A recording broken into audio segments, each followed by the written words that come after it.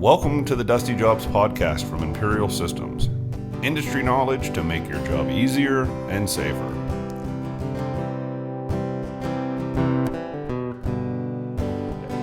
Hello, and welcome to another episode of the Dusty Jobs podcast. We get to meet all types of people here at Fabtech, which is awesome and great. And we're sitting here with Derek Shaffer, who's a metallurgist. Did I get it right? Yes, you did. Right. From the Ellwood National Forge. Yes. And we're just honored to have you. You were a speaker this year at Fabtech, right? Yeah. So I was actually an invited speaker at the AWS professional program associated with Fabtech. They bring in a lot of the welding and additive manufacturing stuff. I had won an international award for some of my graduate work that I had been doing at Penn State. So that's awesome. They invited me to come and give a talk on that paper as well. So I'm glad to be here. Glad to talk to you guys and get a little exposure for that and for the AM field and what we're doing at Ellwood also. Yeah, and that's great because we're a Western Pennsylvania company. Yeah. You guys are a Western Pennsylvania company, so it's just great to see you at our booth here and get to talk a little more about that. So, one of the things when we're at Fabtech, I mean, I'm sitting in this booth all day long. Yeah. But what's great is that they have speakers like you.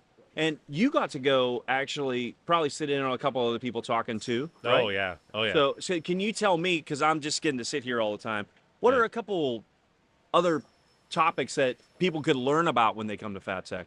Oh, you can learn about lots of things. So most of the talks I sat in were part of the AWS professional program because I'm a welding and additive guy. Right. But anything from, just in the additive world, you're talking wire feedstocks, powder feedstocks, arc processes, laser processes, electron beam processes. One of the interesting themes that I saw in a couple presentations this year were welding and microgravity. Microgravity. Yeah, so that way you can theoretically weld on the moon if you're trying to assemble, colonies or whatever up there, manufacturing facilities. You can send up a welder and you know what's going to happen. My guidance counselor in high school never told me that there might be welding and microgravity. I didn't even know. So that's got to be some new stuff that's like... Yeah, it's interesting because you see kind of a trend where like there's some stuff where people were thinking about this stuff when we were first going to the moon. Yeah. And then it kind of went away. And now it's starting to come back with more and more commercial space travel. The likelihood that we're going to start setting up manufacturing colonies, more investigation on things like the moon or Mars. Yeah. Keeps going up and up. So the technology has to go up and up. So that's awesome to me to learn more about that because it's not just about somebody fixing a muffler anymore. There's so much you can do if you get into welding and learn about it. Now, you tell me more about this paper. What was your paper on? What did you get to talk on at this conference? It's been funny since I won the award for the paper based on a chapter of my dissertation. Yeah. I tell my family, and part of that was going to the International Institute of Welding annual assembly, which is in Greece every year. So that's awesome. Tell my family, I'm like, this is cool. And they're like, yeah, we don't know what you're talking about.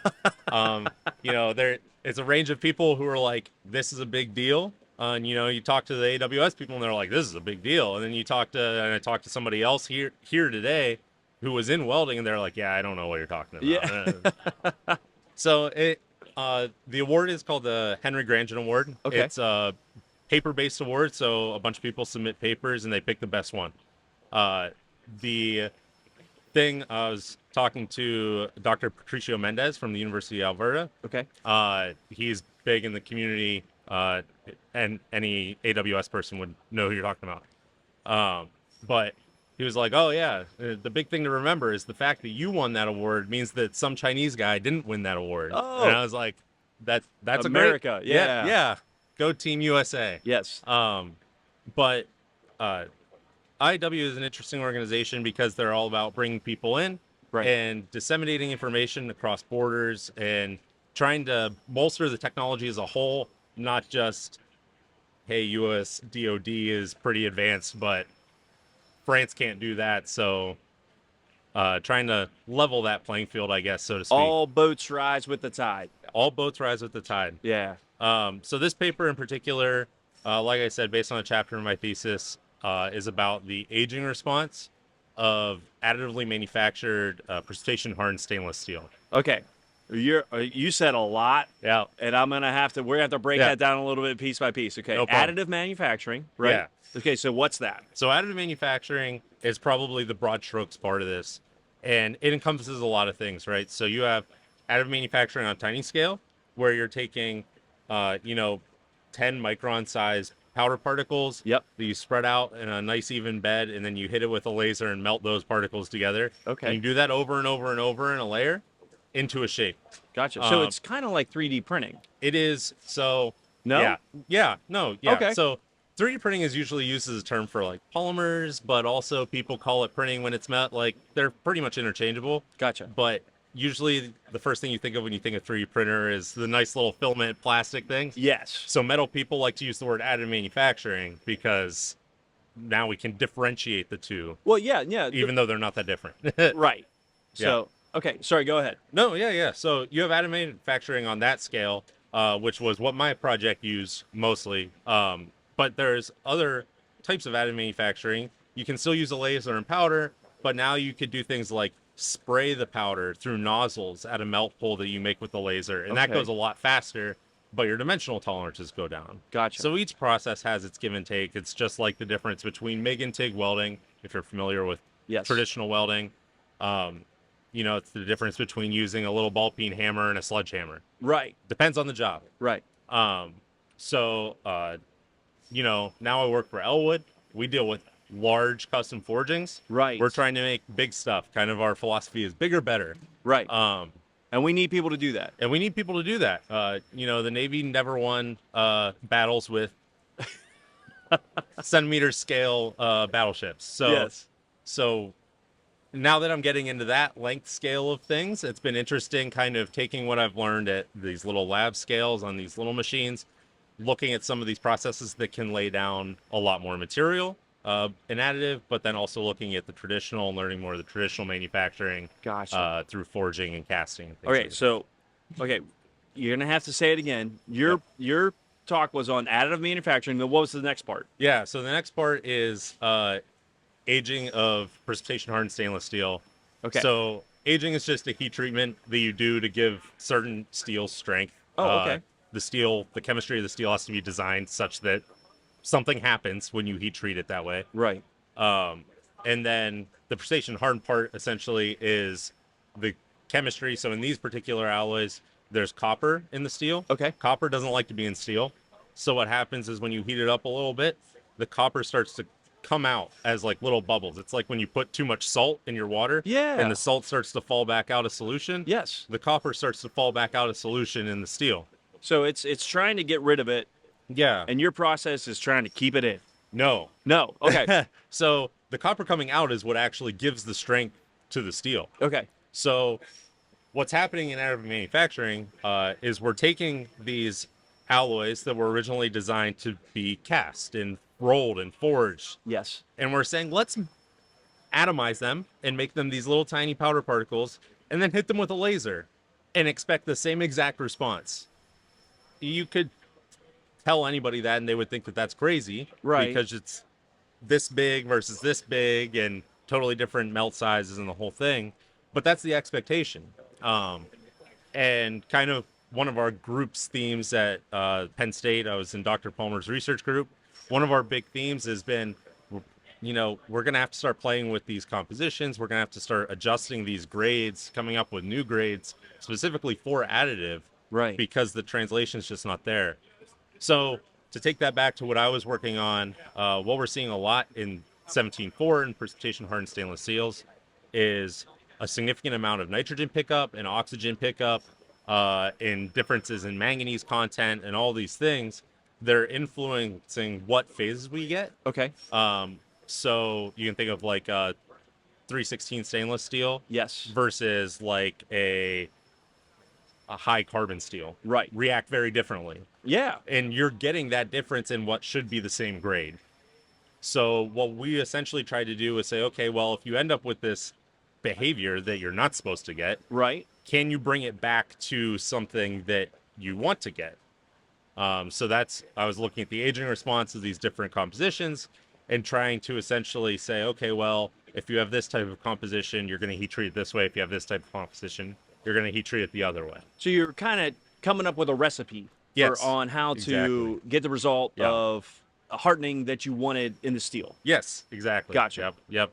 Yeah, we like our recipes between the composition recipe and the heat treat recipe, and the it's just a big cookbook. Yeah. Over in and you get metallurgy you get world. all those dials tuned in right, and you get a really good piece of steel. Yep. Yep. So but the process you were looking at is, instead of the traditional way of doing it, you were using lasers to do it. So that in manufacturing is where the lasers come in. Yeah. And that's part of where you get that chemistry difference between the powder atomization process and then also consolidating those powders into parts. You'll pick up some of the cover gas, and a lot of times it's nitrogen because it's cheap. Yep. And that nitrogen pickup and a lot of the oxygen pickup from the small powder particles, that's what's causing a lot of the changes in the heat treatment response. Right. Yeah. And so you kind of help develop the correct recipe for doing this, right? Yep. So basically we evaluated a bunch of different heats of material, and we looked at a bunch of different heat treatments, and we were able to figure out, okay, well, if we do this little preceding heat treatment and then we up the temperature to this, how much does it change? And we're actually kind of able to translate those pretty well. Okay, so what does that, for me not being in the field, not knowing 100%, what is the advantage to doing that with the laser as opposed to doing it the old way that you used to do it? Yeah. So additive manufacturing in general, the big advantage to additive manufacturing is flexibility. Right. If you want to make a part and then change something in your design and then print the next one a different way, you don't have to change any tooling. You don't have to do anything. You just change your drawing, shove it into the CAD the CAM program, and you're ready to go. The other thing is complexity. You see all these little complex matrix designs with all these internal features. That's what additive, especially at that scale, is really good for. As opposed to forging, right? As opposed to forging. So you can think of forging, you make a block, and then you have to machine your shape in. Yes. So if you have something on the inside that you want to make something shaped on the inside, you would have to get a rolled sheet or a forging, cut it into pieces, machine the inside, and then weld it back together. In this process, you make it all in one go. Nice. All the internal features are already in there. All the complex features are already in there. You don't have to weld assemblies. So one of the big examples of that and consolidating parts has been SpaceX's recent advancements in their rocket nozzles. Oh, yeah. It originally was this big bulky thing and all these pieces when they were figuring out how to do it. And the more and more you work out of prototyping, you can consolidate parts because you know what needs to go where, and you can print that all as one structure. I literally just saw the other day, there was a picture of the Phase 1 rocket, and they have the Phase 3, Gen 3 rocket, and it is incredible. It's like you're looking at something that someone put together in their living room versus something that looks like it's coming off a polished machine floor. And exactly. So if anybody out there's listening or doesn't know, like, Google those two images, and you will be amazed. And you're saying that's what additive manufacturing is helping accomplish in more and more and more different fields. Yep, exactly, yep. So additive is one of those things where, like, when it first started out, people are like, oh, it'll never be more than trinkets. And it's growing to the point where it has its applications. I do think that, 5 years ago or something, it kind of saw this peak where it was a little overhyped. Yeah. Just as every new technology usually gets, we're going to use it for everything, 3D print everything. We don't need tooling. And then, you kind of get this decline where people are really like, oh, it's not good for everything. It's not the most efficient process. But it is the most efficient process for certain things. And it is the best process for certain things. And I really think that where you'll see additive come in a lot is for things like repair on parts. So you can think of, like, okay, we have a big cylinder like this thing behind us, and something comes along and puts a big crack in it or something. Right. Instead of scrapping that whole piece or forging a whole new bar, you could come in with additive and just fill that in and then remachine that spot. This is also something that may sound familiar because welders have been doing this for years and years and years and years. Yeah. Weld buildup, weld overlay, multi-pass welding, a lot of times is the same thing as additive manufacturing in the metal field. That makes sense. And so a lot of what's going on right now, as well as people figuring out where that niche is figuring out how to qualify pieces, especially with places like DoD and DOE who have a little higher standards. Yep. And figuring out, okay, well, like what's different compared to what we've been doing with traditional welding, which processes are the same exact thing, and what can we kind of carry over from what we've learned from our decades of welding qualifications. Well, that's awesome, man. So your role at Ellwood, though, is you're helping take this stuff that was done on a small level and make it into a big level? Yeah. Or are you working on other stuff there? Well, I'm mostly working on other stuff, a little bit additive, mostly on like business development side. It's not something that Ellwood's super familiar with yet. Right. So part of bringing me on was, I handle a lot of large forgings for DoD applications, a lot of Navy nuclear propulsion applications. Yep. That's kind of my main field. But they've also brought me on to kind of look at additive, look at opportunities to put additive different places. Obviously working within a team of people who have also been looking at it in the company. But, having that additive background, they tend to loop me in there, try to get my opinion. But that's awesome. It's been interesting coming from additive and learning about all the traditional manufacturing, forging and everything. It's not something you get on a lab scale. Yeah. Moving it up to like a 2,000 or 5,000 ton press, you're like, man. Yeah, I can imagine that's not really for a college campus. No. You can't really have a giant forge there. No. So let's talk a little bit about the Ellwood Group and what you guys do. So if someone out there's listening and they're saying, well, what would be some things you guys could help them out with? Oh, Ellwood in general is an old company. We're over 100 years old. Yeah. We've been doing high-level custom forgings for that entire time. We started out in Ellwood, Pennsylvania, which is a smaller town. We're one of the biggest companies there. Right. They then expanded to another forge house just north of there in Newcastle, Pennsylvania, and have then expanded. I think it was in the 80s. They were having an issue getting high-quality forging ingots, so they said, we're going to make our own. There you go. And now we have in my opinion, one of the best melt shops for high-quality forging ingots. So we have, electric arc furnaces, degassing furnaces, and then we have all of our remelt facilities. We're actually getting a vacuum induction melting setup also. So our melt shop is one of the higher tech business units. They do great stuff. And if you need forging material, definitely reach out to Ellwood Quality Steels. They'll hook you up. On the forging side, we then have many forging options. We have open die presses at our facility at Ellwood National Forge in Corry, Pennsylvania. We have at Newcastle, just across the wall from the melt shop, is a forging shop. They have bigger presses, 3,500 ton, 5,000 ton.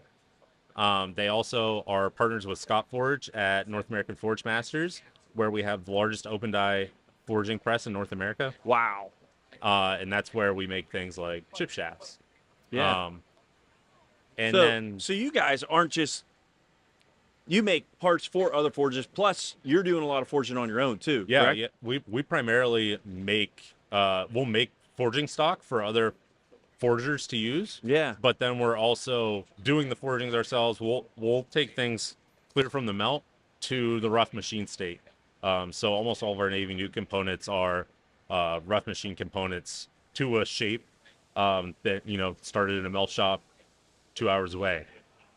That's awesome, man. Yeah, so it's really great to see things go from some scrap chips to something that's going in a submarine. And we don't just do things at that high level though too. We do a lot of oil and gas. We do a lot of aerospace. Down in Texas, we have closed die forging and cladding opportunities also. So we really run the gambit in terms of forging and melting. Well, it sounds like if it has forge in the name, you guys are in it. That's pretty much it. If you think you can forge it, we can probably forge it, or we know somebody else who can help. You know a guy. Yeah. Yep. My boss always says there's an Ellwood for that. Yeah. It's been a great company to start my career in for sure. Get my feet under me and learn a lot and meet a lot of people and figure out how the industry works.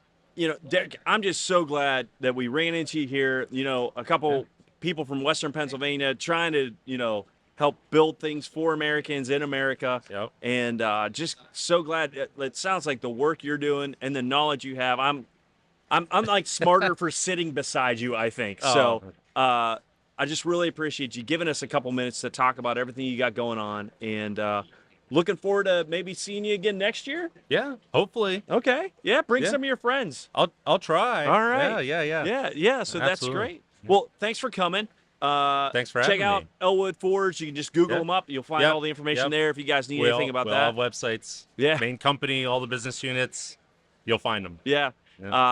So probably is your paper anywhere if anybody's really interested in reading something like that? It should be published whenever the reviewers get around to reading it. Okay. That's always the challenge. But for all my published papers, I know. No, yeah, I don't even have anything published at all. So, but thanks so much for sharing what you have. Like I said, it's a great amount of knowledge, and everyone who gets a chance to talk here will just or listen to this will probably just really appreciate it. So, check us out on YouTube, social media, Facebook, all those things, guys. And until next time, stay healthy and stay safe. Thank you.